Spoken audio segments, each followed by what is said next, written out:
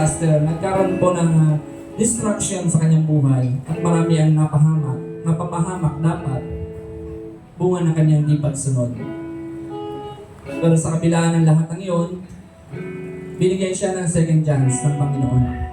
Nakapreserve ang kanyang buhay para magamit siya ng Diyos. Maging sa buhay natin mga kapatid, kung hanggang ngayon parang lumalayo ka sa Panginoon, nanghihinawa ka sa buhay, minsan dumadating na dadala ka ng mga pagsubok sa buhay. Dumadating yung time parang ayaw ko na, gusto ko nang mamatay. Naranasan po ni Jonas yun. Dahil sa kanyang kagustuhan na lumayo sa Diyos, habang ipinangaral niya ang mabuting balita, nagalit siya sa Diyos. Ang sabi niya, Panginoon, patayin mo na ako. Ayoko nang mabuhay. Binigyan siya ng isang puno ng kahoy, pero pinakain ng Panginoon sa isang uod yung mga dahon yun at nawalan siya ng lilo. Sometimes may mga dumadating sa ating mga problema, may mga pagsubok. Pero huwag natin takasan ng ipinagagawa ng Diyos para sa atin. Maging masunurin po tayo. At lagi pagkakiwala sa Panginoon na ating mga buhay. Dahil tandaan po natin, wala tayong magagawa kung wala ang Diyos para sa atin. Ito po yung time na kausapin natin ang Panginoon.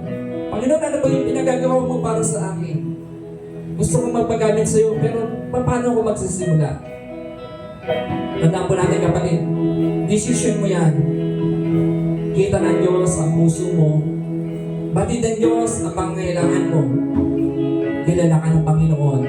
Mula nang ikaw ay pinanganak sa mundong ito, may nais ang Diyos na ipagawa sa iyo.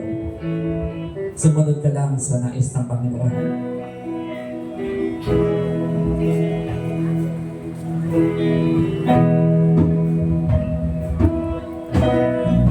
Buhay ko,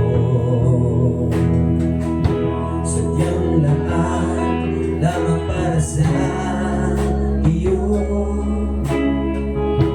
Gamitin mo ang aking buhay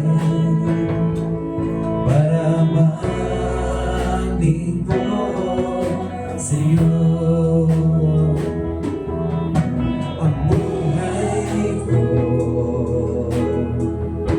puno na sila mula nang makilala ka. Buhay ko iyong binago, kaya ngayon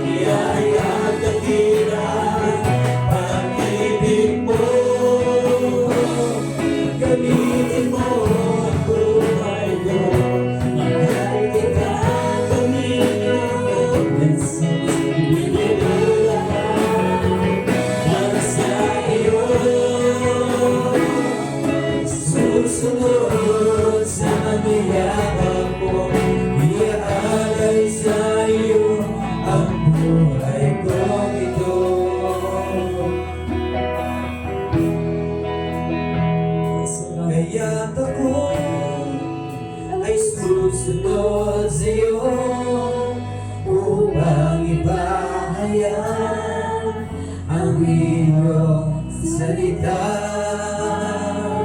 Buhay ko ba'y aking iaalay bilang handog sa'yo, Panginoong Yesus.